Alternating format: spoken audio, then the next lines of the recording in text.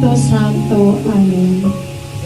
Isang malaking pasasalamat po, Panginoon, na kami nagkatipon-tipon upang saksihan ng isang mahalagang araw para kay Axel Xavier na sa kabila ng mga pagsubok na kanyang dinanas mula nang siya isilang, ay patuloy siya ngayong matatag at malakas upang labanan ang hamon ng buhay. Nawa po ipahintulot mo na magkaroon pa si Axel ng marami pang kaarawan na masaya at may malusog na pangangatawan. Ipahintulot po po sana, Panginoon, na maging matagumpay ang salo-salong ito. Ito po ang aming samot dalangin sa matamis na pangalan ni Jesus. Amen.